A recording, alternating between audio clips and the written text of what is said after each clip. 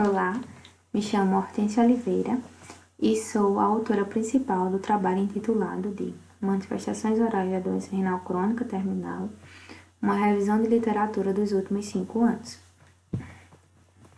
Sou ligante da LACUP e o objetivo desse trabalho foi identificar quais eram as manifestações orais mais regularmente associadas aos pacientes com DRT.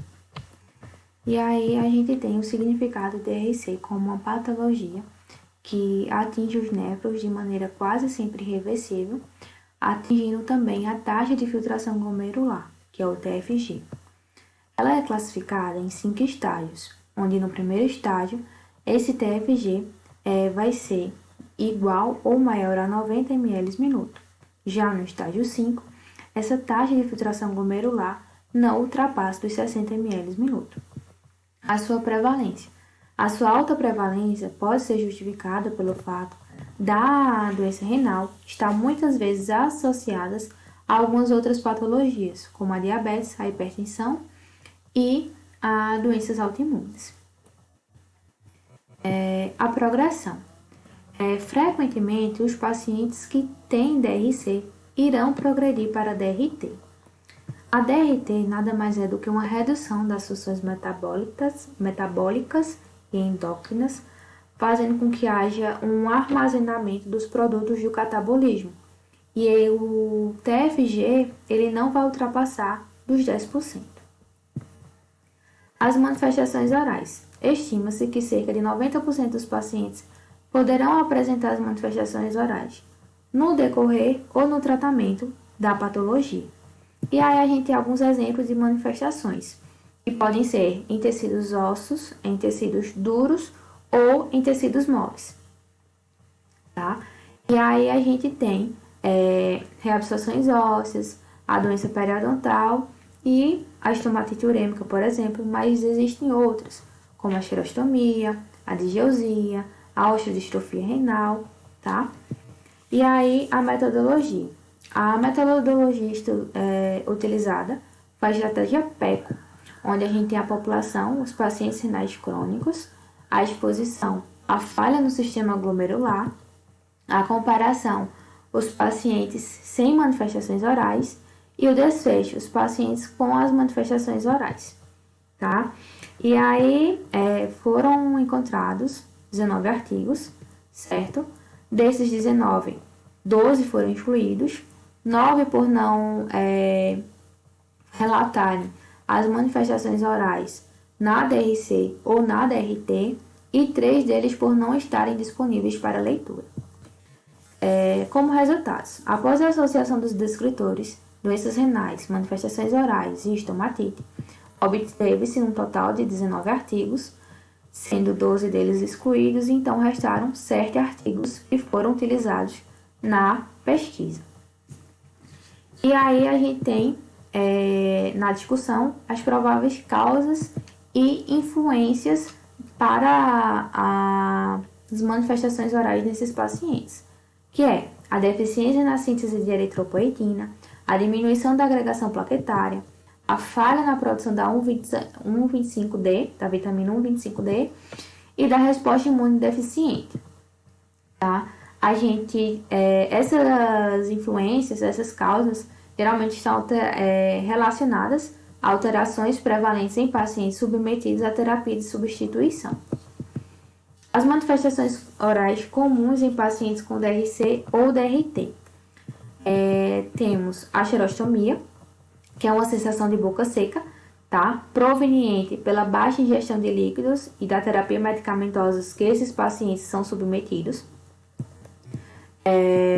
A disgeusia, que também está associada tanto a pacientes com DRC ou DRT, tá? E aí é uma alteração provocada no paladar, podendo ter como uma das causas os altos níveis de ureia liberados na saliva, assim como também níveis de amônia, fazendo com que esses pacientes tenham uma característica de fetor urêmico. As manifestações orais ainda comuns em esses pacientes com DRC ou DRT é a palidez da mucosa oral, onde é causada pela diminuição da eritropoetina e da diminuição do número de hemácias. E as manifestações orais relacionadas à falha da produção da vitamina 1,25D, cálcio, fósforo e a alta atividade da paratireoide está mais associada aos pacientes que estão com DRT.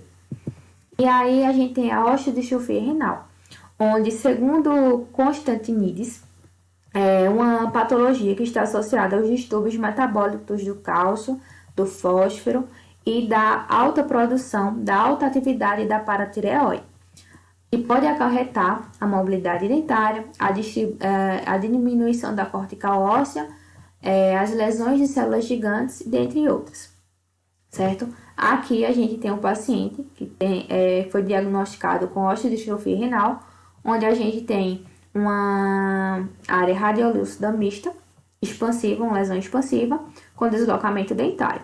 Aqui a gente tem um histopatológico dessa primeira imagem, onde nas setas a gente tem a representação da atividade osteoclástica e aqui representado pela estrela, a gente tem uma substituição por tecido fibroso.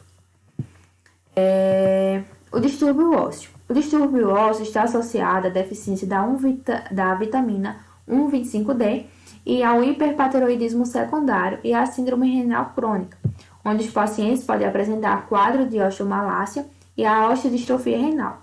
Esse quadro de hiperpateroidismo secundário, ele é proveniente do aumento do PTH, certo? Nesses pacientes, fazendo com que a atividade osteoclástica seja aumentada, levando a todas essas manifestações citadas, certo?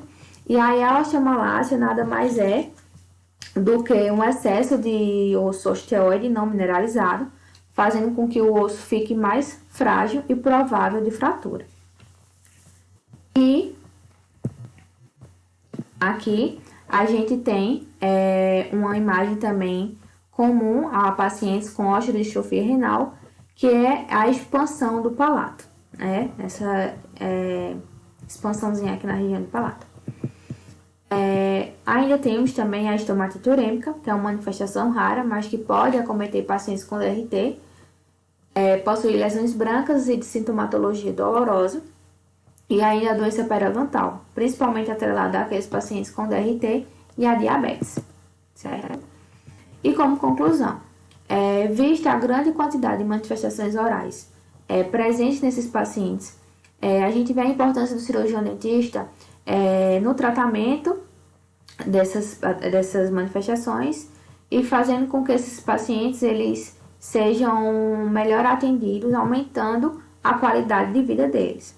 Outra coisa também observada foi a escassez de trabalhos referentes a essa temática, fazendo-se necessário, então, o desenvolvimento de mais pesquisas para que as lacunas existentes nesse tema sejam sanadas, fazendo-se, então, com que se haja um melhor entendimento desse tema, e, consequentemente, levando a um melhor atendimento a esses pacientes e um aumento da qualidade de vida deles. Aqui estão as referências utilizadas para a construção do trabalho e da apresentação, e muito obrigada.